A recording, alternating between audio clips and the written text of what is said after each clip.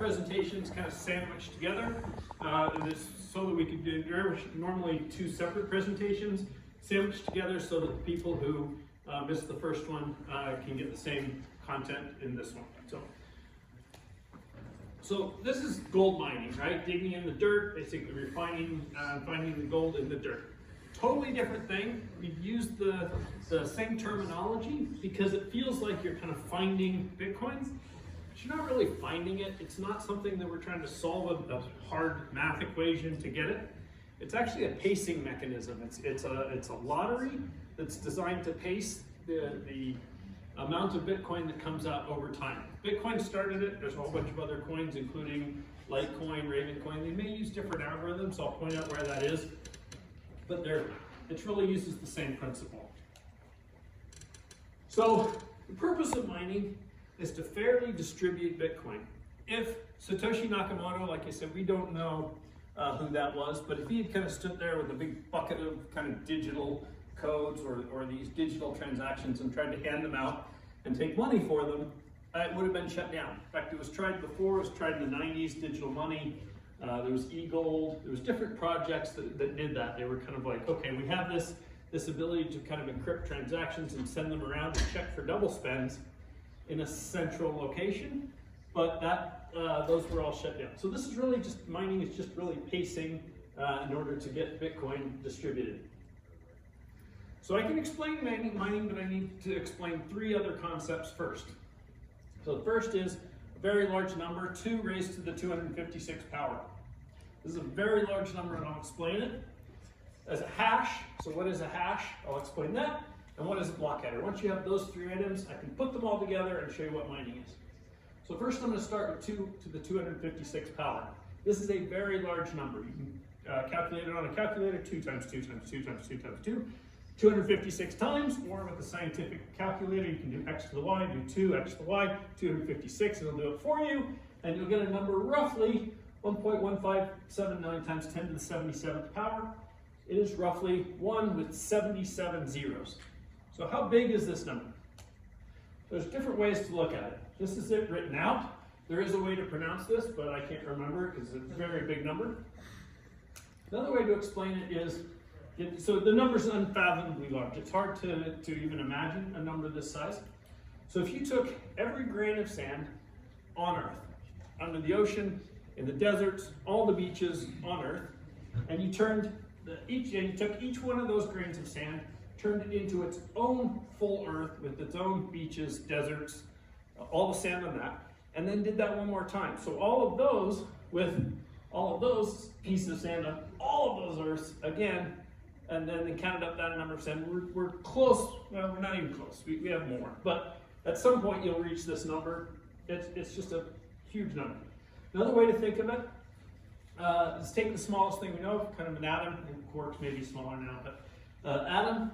When I was a kid, atoms were small and indivisible. And then the largest thing, universe, right? So all planets, all stars, everything, all galaxies, the entire universe. How many atoms in the known universe? So it's roughly in the same scale as our large number. So when I talk about this number, I call it roughly the number of atoms in the known universe. So they kind of calculate it to 10 to the 78 to 10 to the 81st. I don't know exactly how they do that, but that's kind of where they put this number. So a very, very large number. So now you know about 2 to 256. So now we're going to talk about a hash. What is a hash? So at the end of the day, it's actually a number between 0 and roughly the number of atoms in the known universe. So think of a number line. It's a number somewhere on that number line. This meat grinder here, it represents the hashing algorithm. So it's just a program that will take a file. It could take a PDF, it could take a text file, it could take a movie file, it doesn't really matter. Some sort of data or file. You run it through the meat grinder, which is the hashing algorithm, and out pops a hash. And this is the important part of a hash. If I throw the same file into the same hashing algorithm, I'll get exactly the same number. So it's random kind of where it's going to show up, but it's not random each time. It's deterministic. It's exactly the same number if you put in the same data. So that's the important part of a hash. Also important to know that is, let's say we took a movie. Let's say full 4K Marvel Studio movie, file and we threw it in, we're going to get one of these numbers. Now, if we took one frame out of that movie, changed one color just the slightest bit, you would get a completely different hash, meaning that if it's not really dependent on what the file looks like. If it's slightly different, you get a completely different hash. So that's a hash. Now we need to talk about a block header. So the block header is part of the blockchain. It goes on top of all the transactions, and it just contains a few things. Most of these we could ignore. Version, just self-explanatory. The previous block hash, this is the hash from the previous block header. And we'll explain all that. That's actually how blocks are chained together. You take the hash of the previous block header, you put it in this one, and basically makes the chain. So that's what a blockchain is. When you hear that, blockchain. Merkle root, this is just a way to take a hash of all the transactions and then hash those and hash those and hash those and hash those. And eventually you end up with one hash and you shove it in that section right there, the Merkle root. And that proves all the transactions that happened in that block or during that 10 minutes. You have a timestamp, you have a difficulty. We'll talk about difficulty a little bit, but for the purposes of mining, the red one's the important one. It's called nonce, and that just stands for number used once. And it's just a section in the block header that we get to play with and we get to put a number in. Okay, so now you know about large number, you know about hash and the hashing algorithm, and the block header, so now we can talk about what is mining. So this is what mining is. We take this block header, and we shove it into the hashing algorithm, designated here by the meat grinder, and out pops a hash. So out pops a hash, which is a number between 0 and the number of atoms in the known universe. So what number pops out depends on what data is in this block header. So I'm going to start by putting a 0 in the nonce. So it comes through the hashing algorithm, it pops out a number right here, designated by the red dot. What we're looking for when we're mining is essentially a number that's in a very small range on the low end of this number scale, designated by that green rectangle over here. That's what we're trying to find. That's our goal. And why would you do this? I mean, it seems, it's kind of a useless thing, right? You're running a bunch of software, heating up your basement with this mining rig. It's because as soon as you solve that, as soon as you find a nonce that makes it so the hash goes in that green rectangle. In Bitcoin, you've solved the block, right? You've found a nonce that solves it. And that means you get, today you would get 6 1/4 Bitcoin. That's roughly $300,000. So that's worth of Bitcoin, which is why people are doing it. So you have these machines that are basically just doing this process. So I'm going to change the nonce, run through the hashing algorithm. By the way, this hashing algorithm designated by the meat grinder, that's SHA-256. That's the one that Bitcoin uses. Some of the other coins, like Litecoin, for example, uses one called Script, but they also sort of use a similar mechanism. So we didn't find it, we didn't solve it. So we're going to change the nonce again, right? Change it to a 2. We're now over here, still didn't solve it. So we just keep doing this process over and over and over. And software does this, software or hardware that you buy. So for Bitcoin, I had a machine, I bought it was from Switzerland or something, and it did 3 trillion attempts at this per second. So it would increment the nonce, do a SHA-256 hash, and check to see if we're low enough, check to see if we're below the difficulty. And it's obsolete now because the new machines are 14 trillion hashes per second, use about half the power. The one I had to plug into 2 different circuits. The new ones plug into 1 circuit, so they were about 10 times faster. The reason mine's obsolete is because the amount of electricity I would do to try and do this process would probably cost me more at my residential electricity rates than it would cost just to go out and buy the amount of Bitcoin that I would mine. Okay, we're gonna try this one more time. Okay, we get a 3, still not there. So we just keep doing this.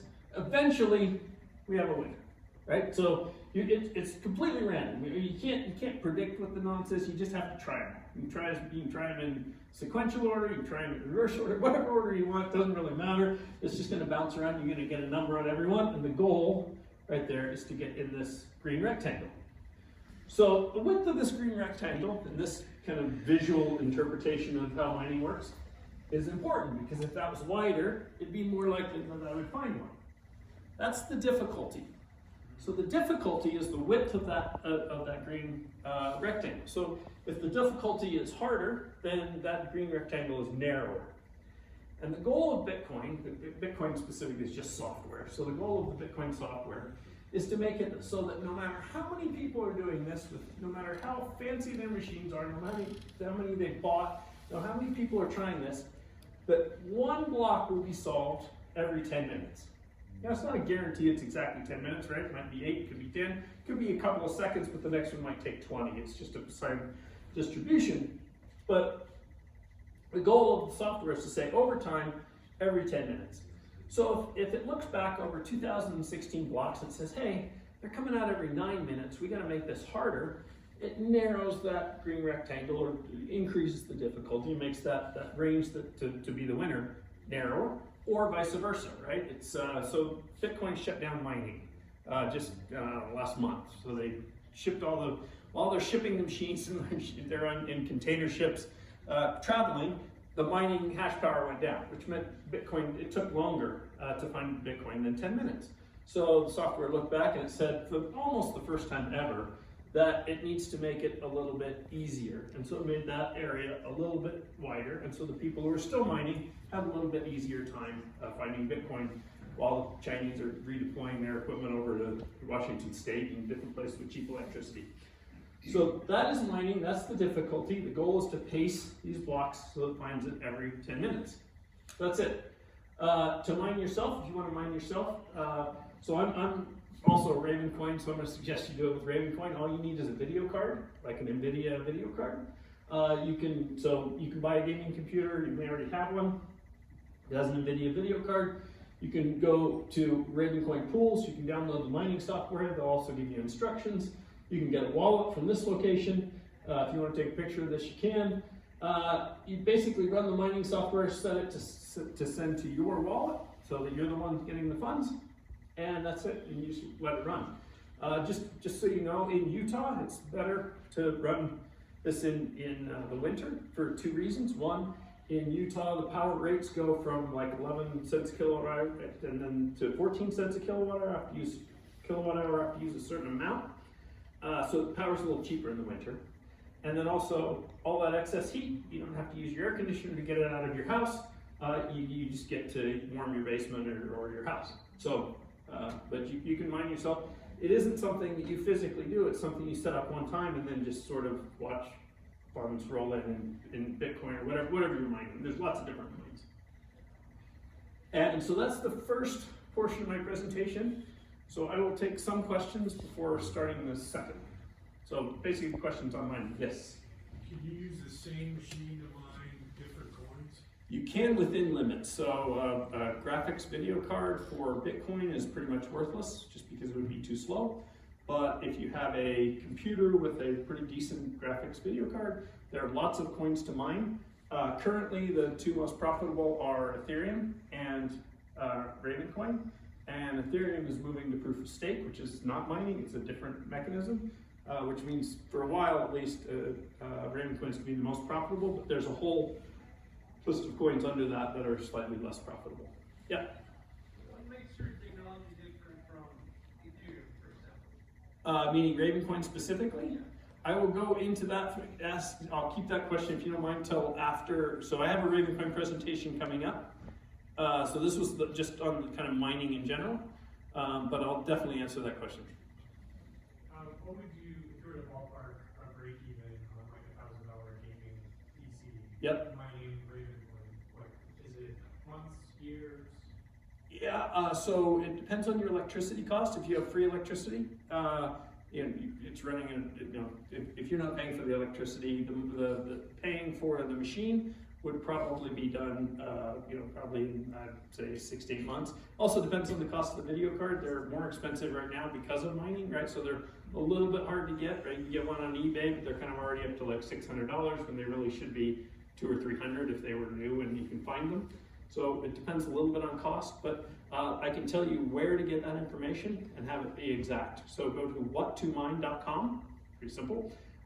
There's a whole list on that page of all the video cards that you can find, right? NVIDIA's and AMD's. You put in how many you have of each, which coin you're going to mine, so which algorithm. So KawPow is the one for Ravencoin, and then put in how much your electricity costs, and it will tell you your break even, how much you make, all of that. So it kind of calculates all that for you. So, yep. So what2mine.com. Other questions on mining? Okay, all right. So I'm going to take a sip of Pepsi and jump into Ravencoin. So I'll show in this presentation how you can create your own coin in 30 seconds. I'm going to do a little bit of background on what Ravencoin is and then also where it came from. So the idea actually came from Bruce Fenton. Bruce Fenton was the former executive director of the Bitcoin Foundation. He's also a stockbroker. He's been in the space for quite a while, longer than I have. I've been in the space since 2013. So Bruce came up with this idea of being able to, he wasn't the first one to think of putting tokens or assets on top of Bitcoin. There were already some projects like Open Assets and Counterparty, Mastercoin, which is now called Omni, that basically used Bitcoin as the layer underneath to put tokens on top of. But he had this idea of kind of making a project that was dedicated to that. So he had some programmers in Russia start working on it. That didn't work out. Talked to Patrick Byrne. Patrick Byrne's the CEO of Overstock, or was the CEO of Overstock. And Patrick said, hey, we have some developers that can probably do this. It was actually part of a, I just happened to be working for Medici Ventures, which is the subsidiary of Overstock that was investing in crypto projects. And so I got to be the lead developer for this project, worked on it. We'll go into the time frame in a minute. So I was on a small team working in the Peace Coliseum. If you're not familiar with the Peace Coliseum, it's down in Murray, about 7200 south. It looks like a peace sign if you're flying over it with an airplane, because Patrick Byrne's a hippie. So Ravencoin began from a code fork of Bitcoin. Code fork meaning we just took the Bitcoin code and used it, which is free to do, and people are free to take Ravencoin code and use that as well. So we changed the parameters a little bit, and obviously we changed the brand and the ports and different things that it used, but it does 1 minute blocks instead of Bitcoin's 10-minute blocks. Slightly larger blocks, Bitcoin are 1 meg, Ravencoin's 2 meg, but it kept the 4-year halving. So the halving is how much Raven or Bitcoin comes out for each block. So Bitcoin started with 50 Bitcoin every block for every 10 minutes. Ravencoin started with 5,000 Raven every minute. Goes for 4 years, and then that cuts in half, so it's 2,500, and then it'll be 1,250, etc. It'll keep cutting in half. And so the amount of Ravencoin that's ever issued is a geometric decay curve, so it'll eventually be fixed at 21 billion. Ravencoin was launched on January 3rd, 2018. It was launched on purpose on Bitcoin's 9th birthday.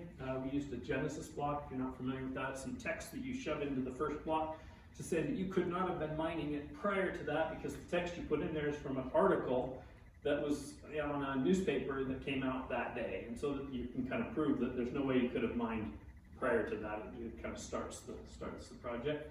So we actually got some text from the same publication that Bitcoin used back in 2009, and also included, it was an article about Bitcoin, which is kind of fun. We added asset support, so the ability to create your own token on November 5th of 2018. So every asset that you create, an asset is just a token that you own, so that's what we're going to show you how to create. And it has to have a unique name, right? So kind of like a domain name, and it has kind of a built-in DNS registry type thing in it. And then we added restricted assets in 2019. This was for, we added some things that are good for compliance. If you're issuing a stock or a bond or something where you have to worry about it being security and potentially moving around in places that are sanctioned by the US, you can use these, but it's not required. We have tokens that just move freely. You can tokenize anything. So think about tokens as like poker chips, right? So you can buy a whole bag of black poker chips. But if you walked into a casino and said, hey, this black poker chip's worth $100, they can say this isn't really ours, and so we're not going to give you $100 for all these poker chips. Same kind of thing. You create a token, you name it whatever you want, and say it's my house or whatever, but it needs to have it's what that token represents that's really important. You can tokenize tickets, share of real estate, gaming items, share of gold, certificates of authenticity for collectible items, stocks, money or stable coins, art, either entire pieces of art or fractionalized art, and each token is representative of, let's say, a millionth of a Picasso. Points, like miles, sky miles, things like that. Or wine that's still in the barrel, not ready to drink, but can be redeemed for bottles. Just about all of these types of projects have been tokenized on Ravencoin already. There's a Ravencoin.asset-explorer. People have created over 30,000 different tokens. Some of them were just name squatting on names, but many of them are NFTs. Like I said, projects for wine, projects that represent share of art or buildings, stocks, things like that. This is just an explorer, and you can kind of scroll through it and see what people are creating. Also, for the development was actually funded by Overstock and Medici Ventures for about the first 3 years, and then they helped fund the Ravencoin Foundation. I'm the president of the Ravencoin Foundation. There's a board, it's a nonprofit, it's a 501c6, and its goal is just to monitor and help the Ravencoin ecosystem. So it's that's what it does. It monitors the different websites. It runs a couple of them. But without the Ravencoin Foundation, Ravencoin would still run. It isn't dependent on the foundation. The foundation is just there to support it. Kind of like a chamber of commerce would be there to support commerce in a city, for example. There's Ravencoin bounties. People voluntarily send the Ravencoin Foundation funds, and then those are given as bounties to people who are helping to develop on the project. It's very decentralized. So the foundation just helps the open source project. There's developers all over the globe that are helping on it and sending pull requests to GitHub. There's multiple websites that other people have written. We've never paid any exchanges to list Ravencoin, even though it's on about 50 different exchanges. And there's no marketing department. So this is about as much marketing as you'll ever see, unless you're kind of watching or in the community and you can see how passionate the people are about the project. Some of the stats, we've had a day where $3.5 billion worth of trade volume kind of changed hands with the Raven on last Valentine's Day. It exceeded $2 billion market cap, although right now it's about $1 billion, so it's kind of come down some. About 30,000 plus assets have been created by different people for different purposes. It's had about 3.7 years of uptime, running 24/7, 365. Reached number 2 on Lunar Crush social metric. This is just a company that kind of monitors Twitter, Discord, Telegram, Reddit, and just kind of monitors those sites to see what people are talking about. And it just has a very passionate community that talks about it a lot, so we reached number 2. You can send Raven, which is like Bitcoin in the sense that it's a token that has a value that you can trade for money. Right now it's at about 10.5 cents. And you can move those assets for a fraction of a penny. So if you're familiar with ERC20s on Ethereum, those could be, you move them for $1, sometimes $10, $20, depends on the load on the Ethereum system. And we have a halvening around January 15, 2022, and this is where we have 5,000 Raven being issued every 1 minute, and so it will halve, and so it'll be 2,500 Raven being issued every minute right around January 15th. And that'll go for another 4 years, and then it'll halve again. If you want to see the whole ecosystem, go to ravencoin.foundation. It's not a pretty site, but the footer is massive, and it's massive on purpose. It's basically where you can find to download software and download wallets to be able to participate in the social medias, to buy Ravencoin, to trade Ravencoin, to swap it for other coins, either to or from, to go to mining pools, other sites that other people have built to learn about it, and then information for developers that can build around and use Ravencoin as its ecosystem. Ravencoin uses the algorithm. We talked about Bitcoin before using SHA-256 as its mining algorithm. Ravencoin uses a derivative of ETH hash, which is what Ethereum used. And then somebody said, well, we can make Ethereum ETH hash even better. We'll do ProgPow, and we'll use more of a video card.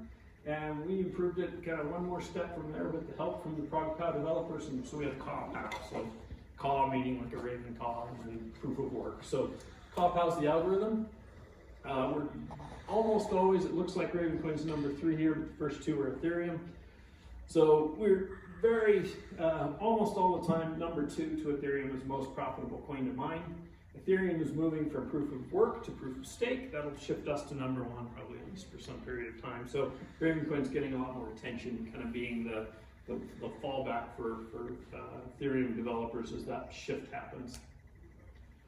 Okay, now we're going to talk about creating your own token. You need 501 Raven. You can buy those. On that previous site, there was a bunch of places on Ravencoin.foundation. You can find a bunch of places to buy it. You can buy it at T0, Binance US, Bittrex. There's lots of Secwars, a whole bunch of places you can get Raven. You don't need any programming skills to create your own token. Download and sync Raven. That'll take you more than 30 seconds because of the syncing.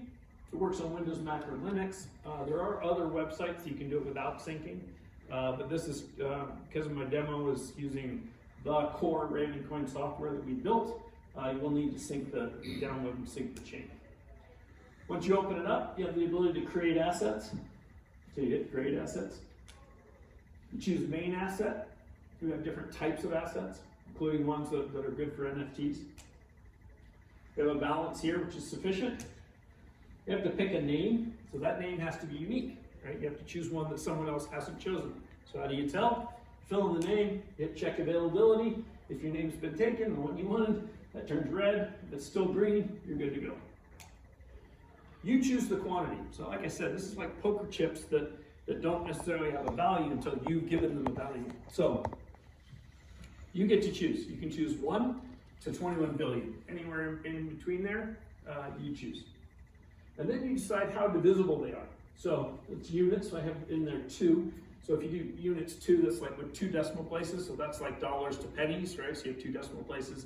If you want them non-divisible, meaning let's say they're something that represents something that can't be divided, children, then you would want to set that to 0. And then if you want it to be very divisible, you can set that up to 8, and that'll be 8 decimal places. You decide whether it's reissuable. Reissuable just means that you can make more. So you're the creator of this token. If you want to create some now and some later, that's fine. In fact, what we usually suggest is create 1. If you're just trying to reserve the name, for example, we say create 1 and make it units 0, so not divisible. Because if you leave it reissuable, you can make it more divisible but not less divisible, and you can create more. So now, the important thing with these tokens is what do they represent? And one of the big advantages of using Ravencoin is you get to attach what that token represents. And the way you do that is with this IPFS. So IPFS stands for Interplanetary File System. You take a file, you put it in IPFS. There's a number of ways to do this. The easiest way is ravencoinipfs.com. You drag your file there. It can be a PDF, right? It can be a PDF with your signature. You say, this is worth an hour of my time. I've signed it. I guarantee that you turn this token into me. I'll give you whatever you want it to represent. It could represent a share of a building, share of artwork, something like that. But you put all that in a PDF or a movie or a text file, whatever kind of file you want. Drag it into Ravencoin IPFS. It gives you back an IPFS hash or content identifier, which is just a string. It's about 47 characters long. You paste it in there, check add IPFS, and you're done, right? And then what will happen is in the explorers will show that this has an IPFS link, and it will show you the file that's associated with the token. And so people are using this mostly right now for NFTs, but people have used it for all kinds of things, including putting in full movies about their project and things like that. So you hit create asset. I know it took more than 30 seconds to do it, but I need to explain these, but you fill those in, hit create asset, and you're done. That's it. So you have your own tokens, and you have all of them. You own all of them. They're transferable. You can send them to other people. They work like Bitcoin, not in the sense that you can turn each one in for $48,000, but in the sense that you can send them to other people. They can have a value because they have some sort of real world thing or something, some sort of promise that you've done. People are using them right now for NFTs, art, auctions. So we have a special one. You saw that the main one costs 501 Raven. We have ones called unique assets that are great for NFTs.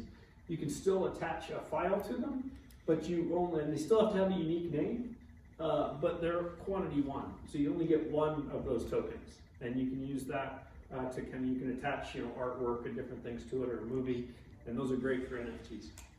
We have a very vibrant NFT culture. It's brought in a lot of creative people.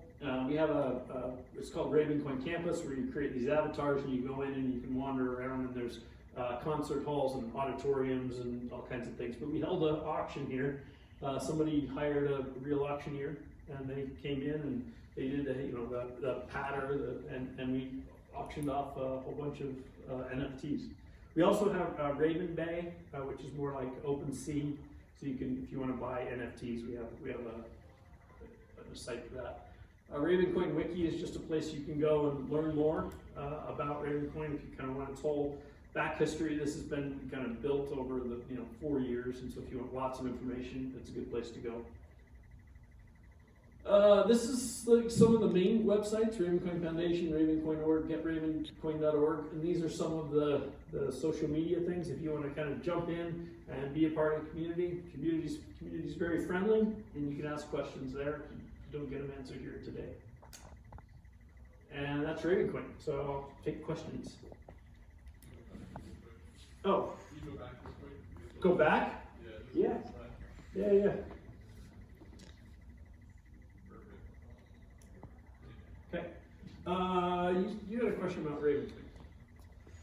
Yeah, just the difference in technology, like from Raven to Ethereum. To Ethereum. Okay. So Ethereum is a smart contracting platform. People mostly hear about ERC20s, which is a specific template contract that people use to create assets. ERC 721 is a specific smart contract template that people use to create NFTs. This is built in to Ravencoin, so there is no smart contracting language. It's built in to create assets, create main assets, to have a unique name, like a DNS type resolver. So like, you have to get a unique name. That's built in. It's also UTXO based. This is all kind of techie, so I hate to do. But it's UTXO based instead of account based, meaning you can see it all the way back to origin. It also does a really good job of making sure, like, let's say you created 1 million tokens that represent, let's say, 1/1,000,000th of a share of an art piece of a Picasso. Those tokens can't get lost. And that's a problem with ERC20. It's a smart contracting language, it doesn't have that ability. So there's an audit script that goes through and says, okay, there's 1 million tokens, where are they? You can go see what addresses they're in. So if you want to get rid of a token, you pretty much have to burn it. And burn it is just sending it to an address that's known to be unspendable, or it's created backwards. So you're creating the public address without creating the private key. So you create it backwards, and so it's a known burn address, and we provide some of those. But you get full audit of all the assets, you know where they are. You can't lose an asset, which was also a problem on some of the platforms before Ravencoin. You could lose assets on counterparty and open assets and things like that. So those are some of the differences. I just wondered what your current price of Ravencoin is. Yeah, per Ravencoin? Yeah. 10.5 cents as of now. So 501 times 0.0. Yeah, it's about $50, $55, something like that. Yeah. What's that? Yeah, 50. About 50. Yeah. Other questions? Yeah. I have a couple. So I've heard a couple criticisms lately. I'd just love to hear how you would address them. So first on just proof of work in general, when some people say proof of work is antiquated, it's not environmentally friendly, and that miners are incentivized to like drive the price down or to sell their coins. How would you address those three criticisms? Okay, so proof of work is the the fairest way to distribute tokens, right? Okay. So if you create a bunch of tokens, you can do airdrops and give them away and things like that. That's not great for something that's going to be money, because if you're selling them or airdropping them, that has some legal ramifications, and also requires a central entity, somebody who has them all at the beginning. Okay. There are some criticisms right now generally about proof of work using a lot of electricity or power. Mm-hmm. So one thing that's happening, and it's kind of happening naturally, is people who are mining want really inexpensive power. The most inexpensive power is stranded power. So it's power that is available because of hydro or wind or something like that. But it's stranded because it takes, you don't have the wires, you don't have the lines and things like that to be able to get that power to where it needs to be. So a lot of it is power that's available because of just the earth, and so you can use that power to mine. And that's happening, especially a lot in Bitcoin, where they basically do big containers full of miners, and they'll move it to where the power is, and it's power that wouldn't otherwise have been captured. Okay, and then about Ravencoin specifically, I heard there a little while ago there was a bug. What was that, and how is it fixed? And what do you envision as far as just keeping it free of bugs going forward? Excellent question. So, oh, I'm sorry. Yes, I'm supposed to repeat the question. Sure. So the question was, I heard there was a bug or an error in Ravencoin. What are you doing what did you do to address it? What did you do to fix it? And what are you doing going forward to make sure it doesn't happen again? Exactly. Okay, so that's the question. So I have multiple articles on Medium that talk about what happened. Basically what happened was there was some code inserted that basically attacked Ravencoin by inserting some code that allowed some people to create extra tokens. This is a huge problem. Just like an airplane, when an airplane crashes, they usually find out that there's like 3 things had to go wrong, right? The pilot was asleep, and then this happened, and the alarm went off, and he didn't hear it. Stuff like it. It's that kind of thing. We have a similar kind of thing where there were supposed to be multiple checks that were supposed to happen. Some checks were overridden, so there wasn't the development review that was supposed to happen. The code was inserted, the code was built, and got out there, and it was exploited months later. So it wasn't right away, it was months later, and they created the extra token. As soon as we found that out, and that was found out by folks from CryptoScope, they told us, we figured out what was going on, fixed the code, and then we had to get it to the miners. This was tricky for us because it's such a decentralized project that the miners and mining pools are globally distributed, and they don't necessarily speak English. So we had to kind of like get them to update the code. And one of the safety things for Ravencoin and Bitcoin and everything is the fact that it's so distributed that if there were developers who just said, hey, I want to make this change, they can't do it because they have to distribute it to all of the miners and get them all to make the change, and really mostly to all the other people that are running the software. As far as going forward, there's been quite a bit of stuff. So we're now doing code reviews. We're always doing code reviews. We're now doing security reviews by professional code auditing firms. So we have independent security evaluators, ISE.io, and we raised funds for the security. And then thankfully the price went up after we raised that fund, meaning it was raised in Ravencoin, so the price went up. So we have a budget for basically paying for code reviews for the projects. Awesome. So that's happening today. So the pay to script hash changes are being reviewed by a security firm. Cool. Other questions? Yeah. Do you have any favorite instances or examples of people making their own token and using it as a cool? Yeah, so the most recent ones, they've been, NFTs have been just exploding. I mean, it's like there's now multiple sites for buying NFTs. There's now, because IPFS can hold different types of, any kind of type of files, there's now 3D ones where you can rotate things and you can look at it. They made a white paper that you can actually turn the pages and read it and open it up and view it from any angle.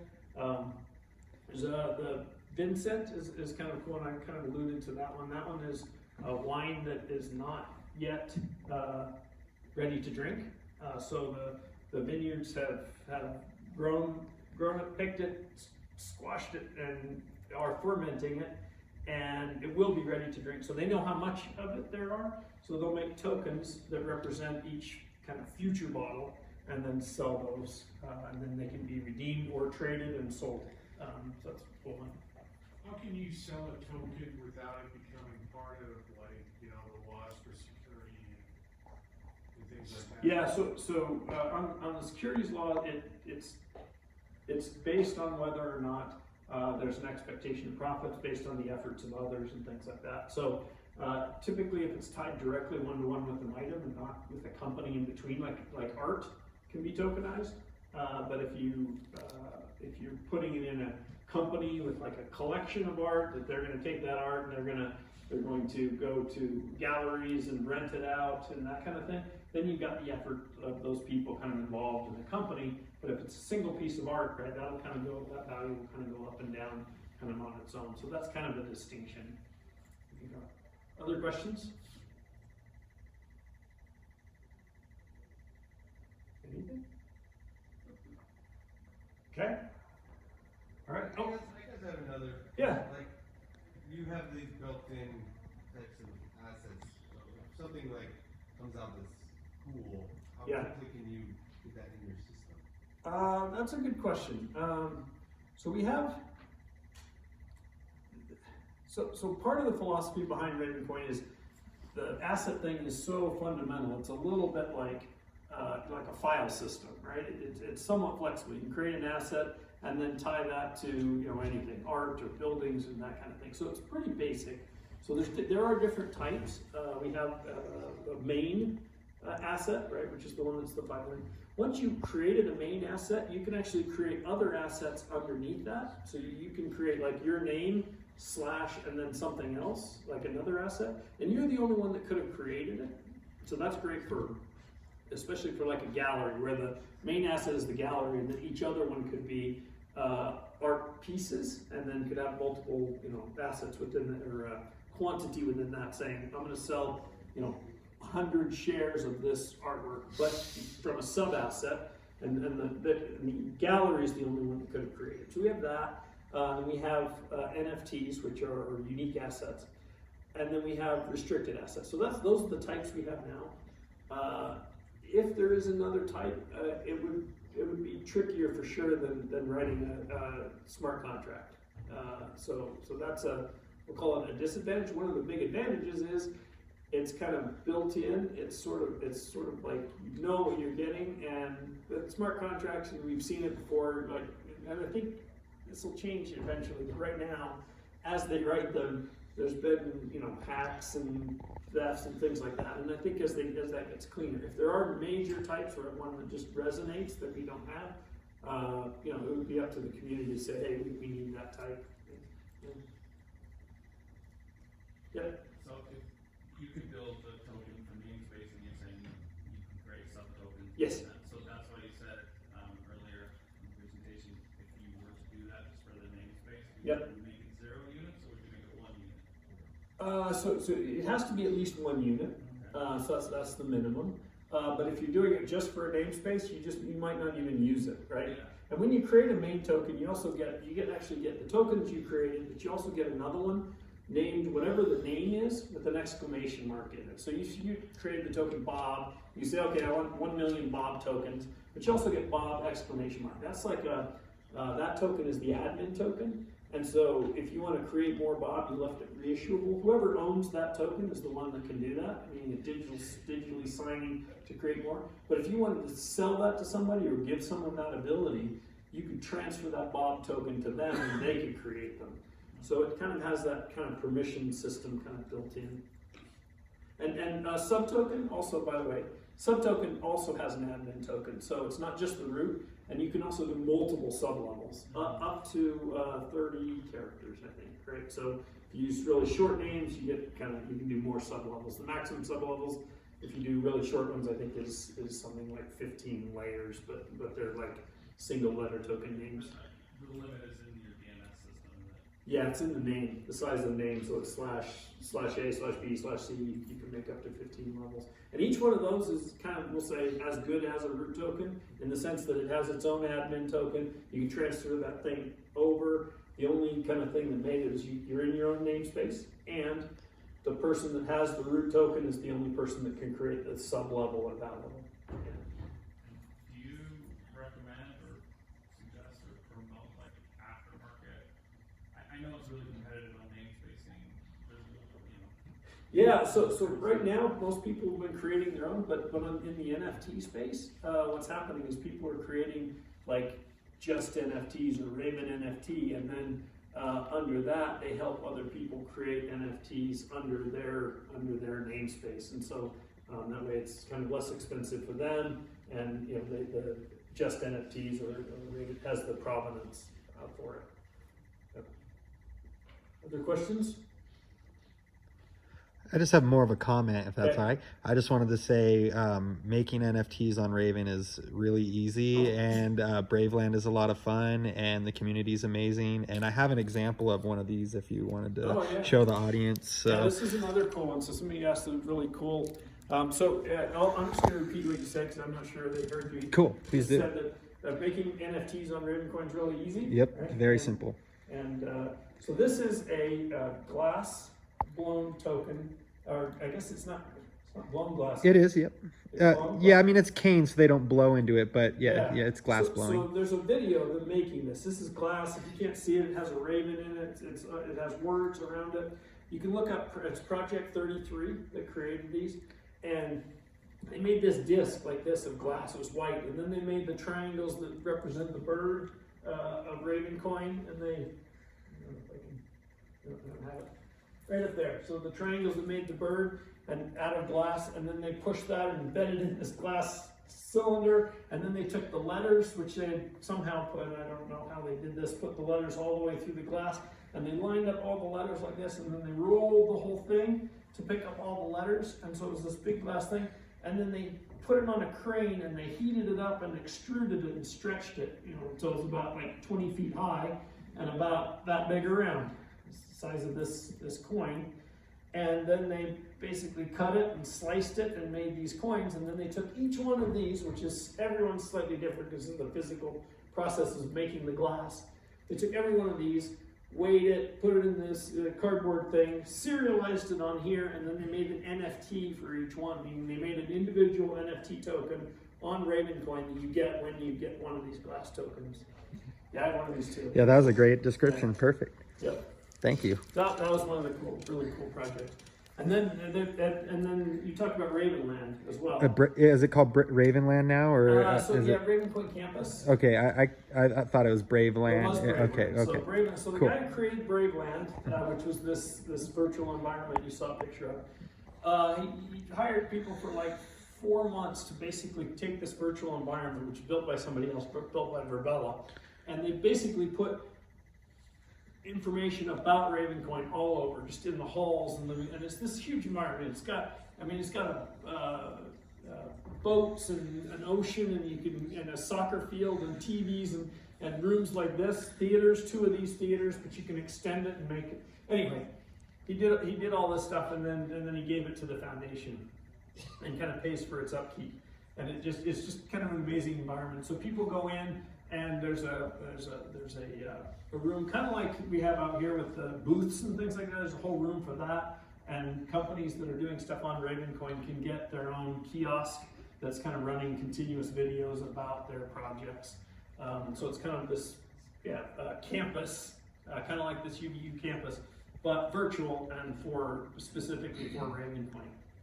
That's really cool. Yeah, thanks. Any other questions? Yeah. I guess so every transaction costs what, Ravencoin? Is that correct? No, every transaction cost is well under a penny, so it's I think it's 0.01 Raven per kilobyte, but a Raven transaction is 1/4 of a kilobyte, and an asset transaction is about 0.3 of a kilobyte. So 0.003 Raven per transaction. That fixed to the Raven? Like, that always be fixed, like gas prices? It is currently fixed. It can go up it could go up if the chain is fully loaded, right? I mean, if it exceeds capacity. It's got 20x the capacity of Bitcoin, but that could get exceeded. It's just kind of, yep.